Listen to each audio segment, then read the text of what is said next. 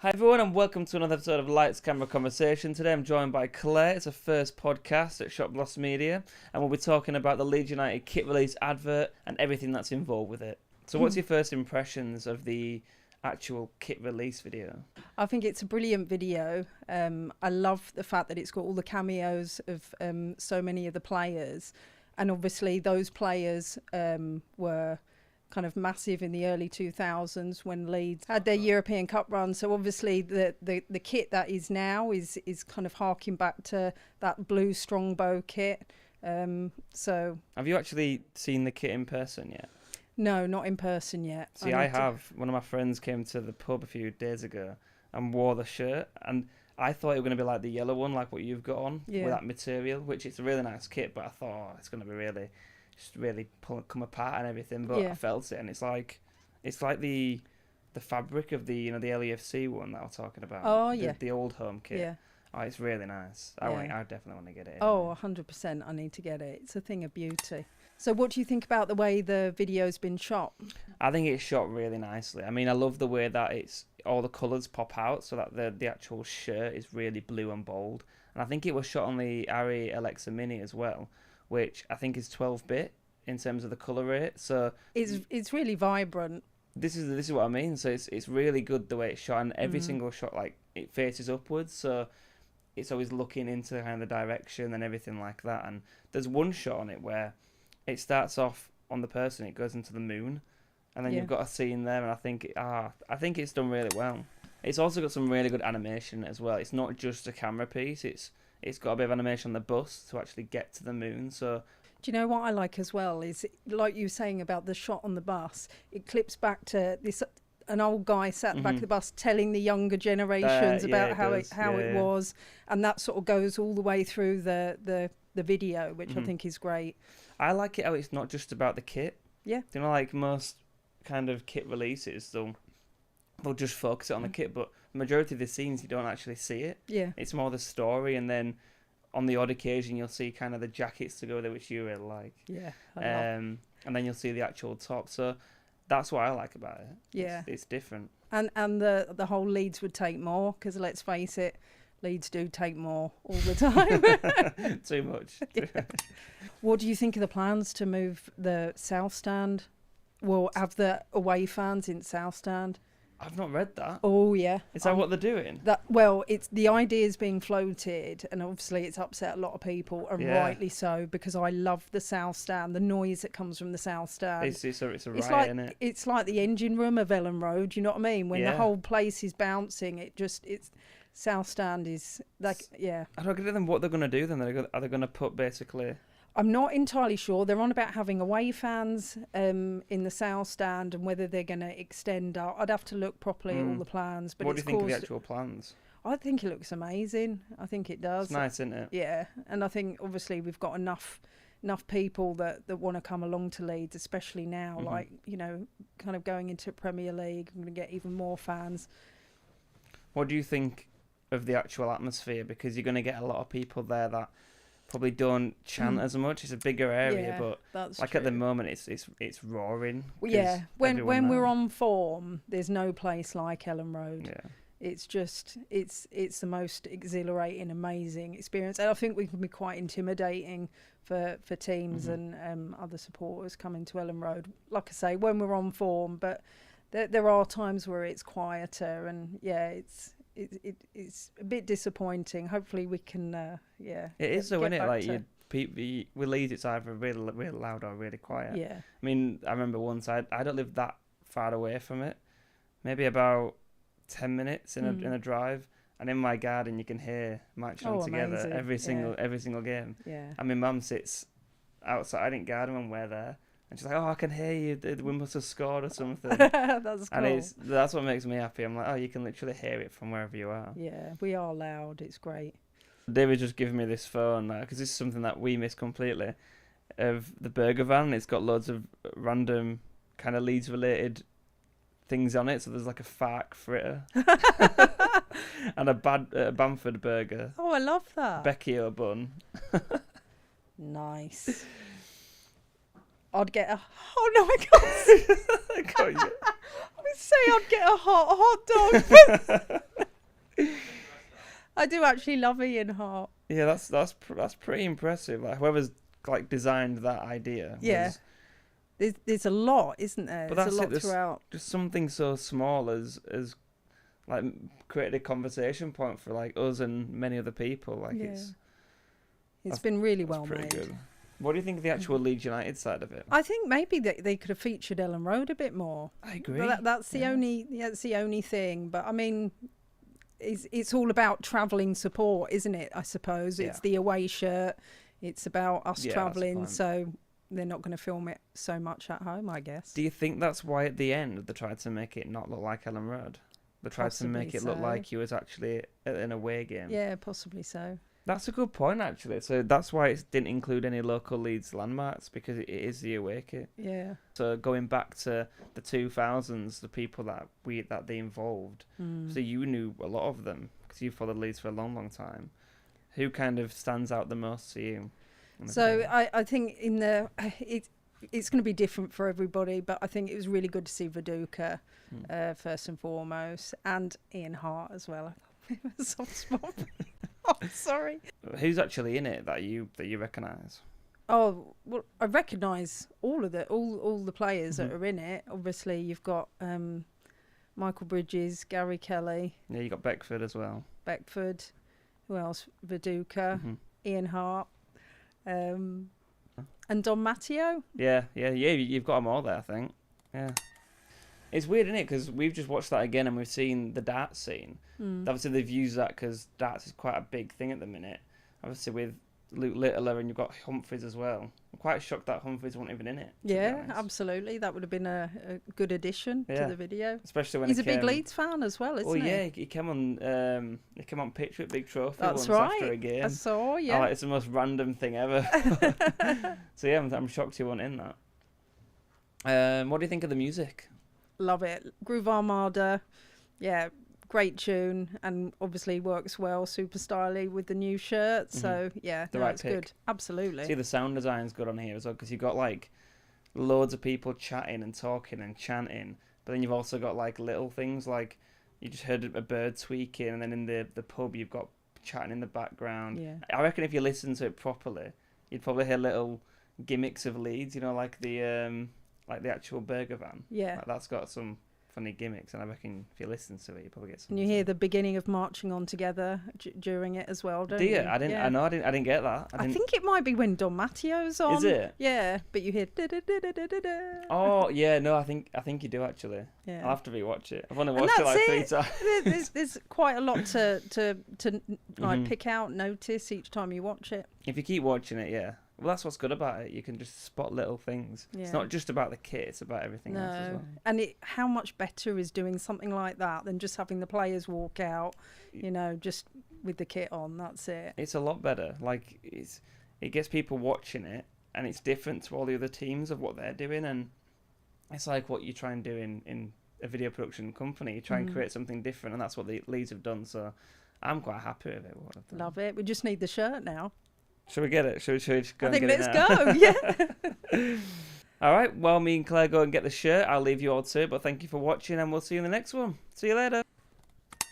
Hi, guys, and welcome to another episode of Lights, Camera, Conversation. I'm joined with Lauren today. I don't think you've been on the podcast, have you? No, not. It's my first podcast. The first podcast, and we're going to be talking about everything Yorkshire. It can range from Yorkshire puddings, cup of teas, everything to do with it. So sit back, relax, and enjoy.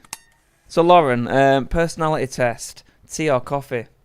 Well, the funny thing about me is that maybe I'm not a true Yorkshire gal, because I actually don't drink tea or coffee at all. So I might offend a lot of people by saying that, but yeah. What about iced coffee? You don't drink iced coffee? No coffee. Is there a reason why you don't? I just don't like the taste of it. So. All right. But you need I know obviously you drink a lot of tea.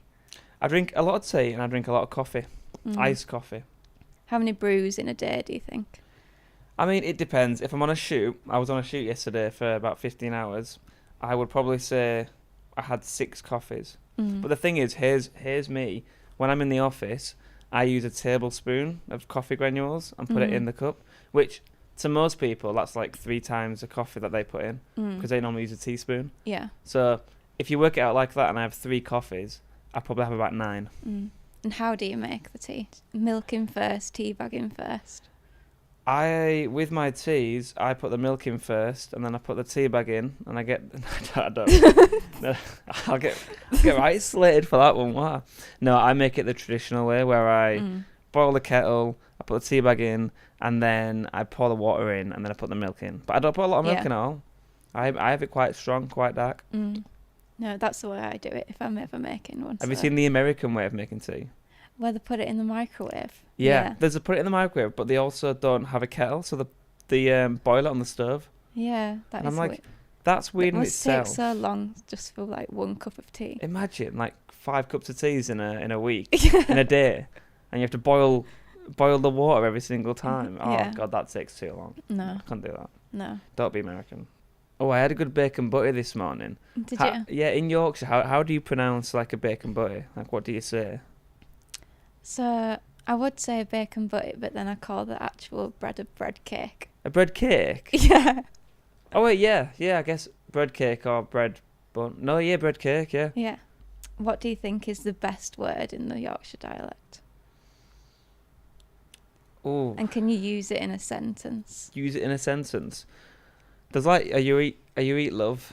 Are you alright? I feel like I don't pick up on the ones I say, but I know the ones in my family that I hear a lot are like sithy, if you've heard of that. Civvy? Sithy. I've never heard of that in my life. So like, if I'm leaving the house, so my cousin says it a lot, she's like, sithy, see you later. So like, sithy. I've never heard of that in my life. Maybe it's a different York. Maybe we both live in Leeds, him. But there is one thing that is very Yorkshire, I think, that I don't hear much, and I've only realised it working with people from the south or from other places, and that's a ginnel. Yeah. That seems very Yorkshire, and I didn't think it was. Some people call it an alleyway, or... An alleyway is like a big like a big one.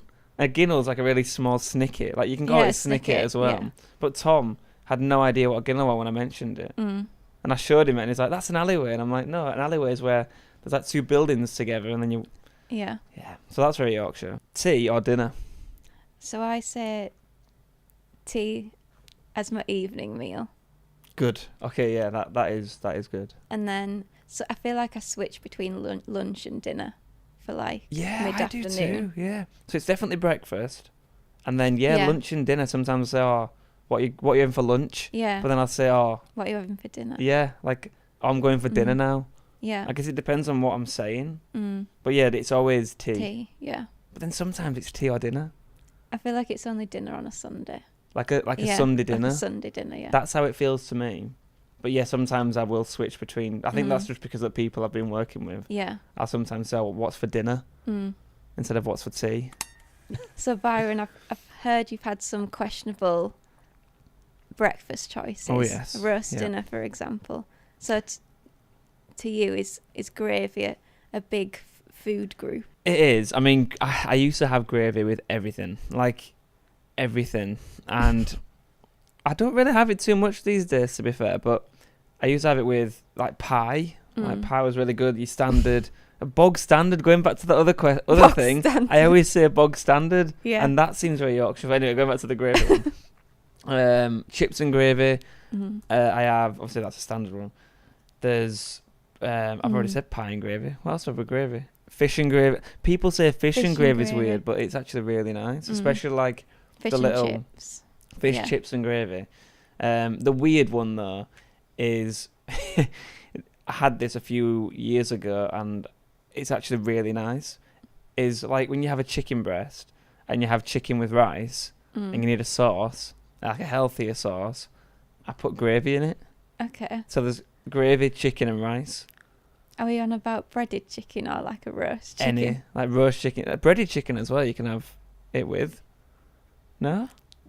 I don't know. Have you never had I feel like that's more of a weird mix. If it was like a roast chicken, then yeah. Have you never had a chicken burger and dunked your chicken burger in gravy? I guess so. It's like KFC in it, I guess. Yeah. Oh, yeah, like that, yeah. KFC gravy. I'd have with everything. See, I don't like KFC gravy. That's going to get more hate comments than my Chinese breakfast and thin gravy. To be fair, though... It's a bit too seasoned for my liking. Seasoned? How is it seasoned? It's too peppery, I think. Is it? Yeah, well, the last time I had it, it wasn't as good. I'm speakchess. Maybe that's showing my plain taste, though. Are you a plain taster person then? Do you not have spice? I'm not very good with spice, no. Gravy? Do you know what? You're the first person I think I've ever met who doesn't like KFC gravy. I like normal gravy. So, like, on a night out, I really show where I'm from, because after every night out, I always get chips and gravy. It's a solid order. Whenever you've been on a night out, it's chips. I either get cheesy chips or chips, gravy, and kebab. That is a weird combination, by the way. That is a really weird combination. You don't like KFC gravy, right? Do you like peppercorn sauce? No. So maybe that's why. They have got a little bit of a similar twang to them. Yeah, all right. Learn something new every day. But yeah, chicken, rice and gravy. Try it. If someone's never been to Yorkshire, so I'm an American coming to Yorkshire, right? Where would be the top 3 places to film? So, one of my favourite ever places in Yorkshire is a place called Robin Hood's Bay. It's like just off the coast from Whitby. It's like a really quaint little coastal town, and that's really like picturesque. So I'd recommend going there. What's so special about it? Just the scenery, then? Yeah, it's really beautiful, and it's like down this really steep hill into this village, and it used to be like a smuggler's cove, so there's like a lot of history there with like pirates and stuff. Does it have dolphins? Like Scarborough? I've never ever seen a dolphin from Robin Hood's Bay, but maybe there is, because it's obviously on this east coast, so yeah. There might be some popping there might be up some, and down. Some goggles where you can maybe go see some dolphins. Yeah. Your second place? Malham Cove. If you've ever been there. I've not been there. No. It's a good sort of good hike up there, and it's where they filmed Harry Potter. Oh, okay, right. So that's pretty cool. The Deathly Hallows Part 1. Yeah, okay. Filmed it right on the top in Yorkshire. But yeah, it's a great view from there if you hike all the way up. Nice. And then my last one is Knaresborough, if you've ever been there. I've heard of it, but I've not been. No. Yeah, Is it another scenery one?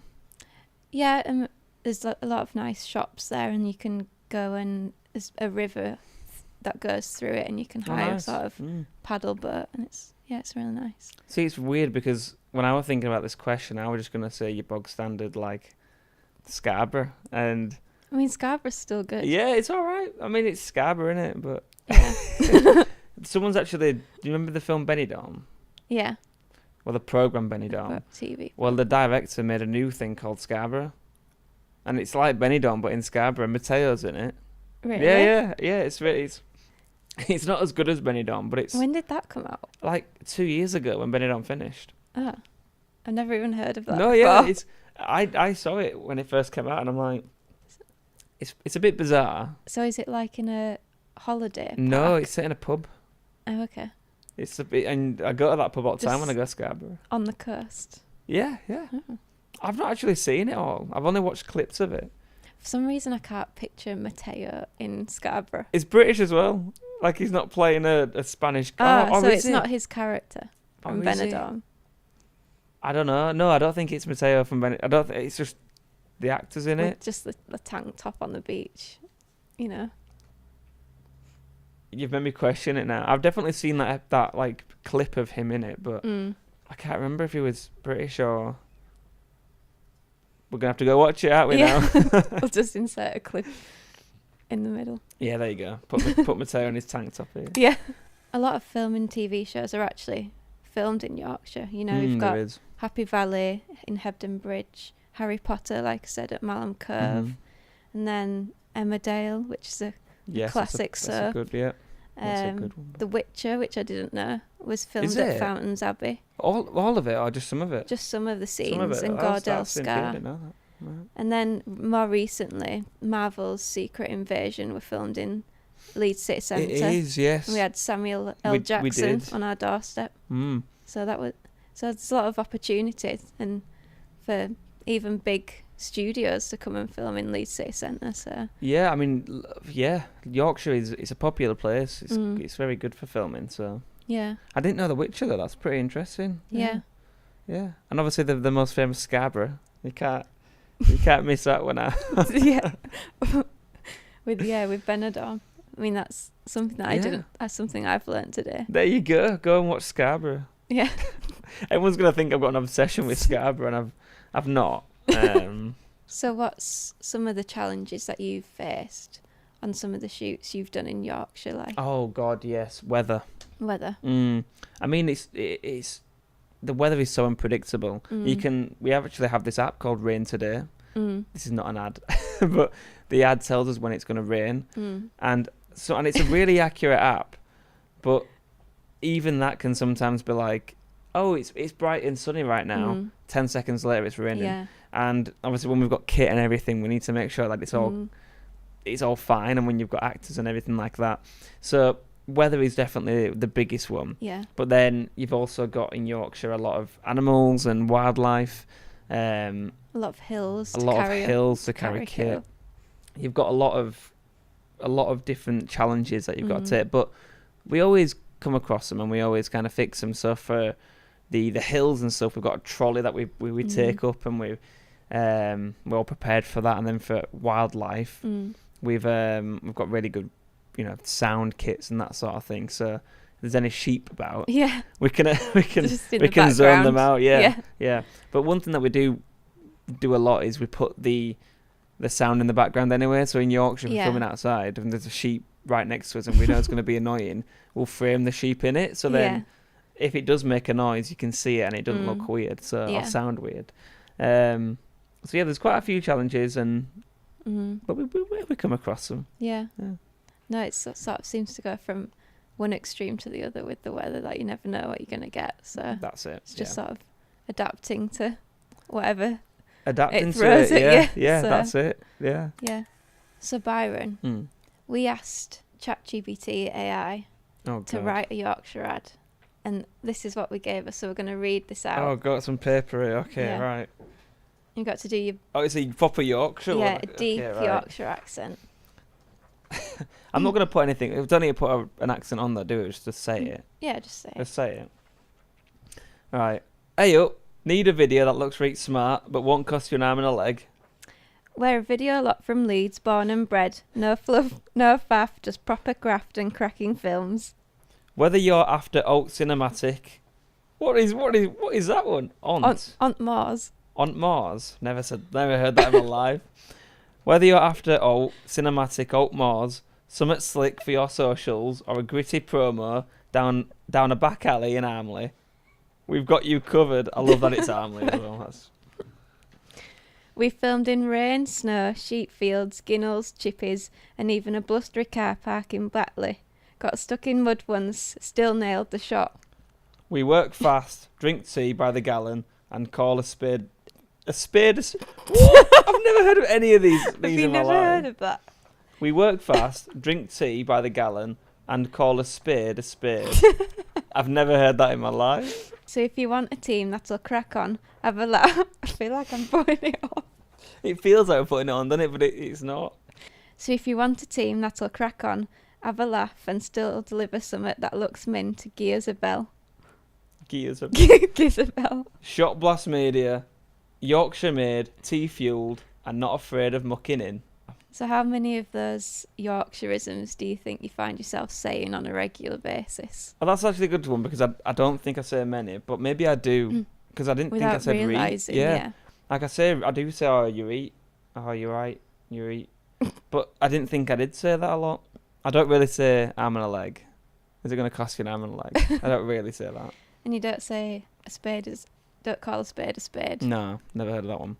I do say born and bred. I say, oh yeah, I was born and bred here. Yeah. No fluff, no faff. I mean, I say don't faff about. Don't faff about, yeah. So would you say this AI ad is accurate then? I'd say it is accurate, but there is some stereotypes that might be a bit outdated from like the 1960s. Yeah, I feel like sometimes I think all Yorkshire people are like farmers or something. Yeah. Like on Emmerdale. That's it, like a farmer, yeah. It's like London, though. It's like Americans think Londoners sound... Like British people sound like Londoners. When in reality... No. That's not true. So it's like... There's some things. I like the ending, though. Yorkshire made, tea fueled. That should be our new slogan. Yeah, it should be. What's a stereotype that you're most proud of? Mine's probably you eat love. You eat love? Yeah, love, that is a proper Yorkshire thing, Yeah, innit? I do say love a lot. Especially like when I'm messaging someone. You see, I don't... Like, when I know them, I don't really say it. I always say like, alright, my love, or something. Like, My love. Alright, my love. Like, when I'm on the phone, I say, is it alright, love? But when I'm in person, I don't really say it. My brother does. My brother, he says it all the time, like to everyone. Like, he'll be on phone, and I'll just go, alright, bye, love. And I'm like, I'm your brother. No, so he says it quite a lot. But I guess that's something to be proud of, because obviously there's this sort of caring aspect to how we speak, and a friendly sort of way. They say the Yorkshire accent is more friendly than like Southern accents. Yeah. I mean, Southerners say that, so I doubt they'll care about me saying that. One thing I wanted to say about Yorkshire puddings. Fun. No. I only say this because some people don't like Yorkshire puddings and don't know who they are. I feel like they're either made really well, or if they're like not cooked well, they're just awful. But this is the thing, I like them crispy. So you don't like your soggy Yorkshire pudding? No. I used to rate my mum's puddings out of 10. And no, genuinely. I bet she loved that. For like every week, I rated them. Like, because she used to cook us Sunday roast, like, growing up, and as they do. And I used to rate it out of 10. And it always got 7, 8. So that's too stodgy, 6. And you know what? She's actually got 10 out of 10s for the past, like, 5 years now. So maybe your method worked. So. I was really horrible, but... You know, honesty is the best policy, and it worked. But what we're going to say about Yorkshire puddings is, were they invented and made in Yorkshire? And in like America, when they have a Yorkshire pudding, do they call it a pudding, or do they actually call it a Yorkshire pudding? Is that what we're known for? I don't know. You know what I mean? Like, it's genuinely a question. No, I feel like, to be fair, I don't feel like Americans have Yorkshire puddings. Do they not? I don't think I've ever had a Yorkshire pudding I've got in to America. Google this. This has got to be a hot topic if if the Americans don't have puddings and they need to try puddings. It literally says no, they don't have Yorkshire puddings. No. They call them pancakes. But well, is that flat then? It's it's the same mixture, but it's a different way of cooking. It's like saying scrambled egg is scrambled egg and scrambled egg, and do you know what I mean? That's what it's like saying. Same ingredients, but the way you've cooked it is different. Yeah, true. Anyway, Americans, try Yorkshire puddings. They're 10 out of 10. See you later, guys. Bye. Have a good night. And you'll be alright. Good night. God bless.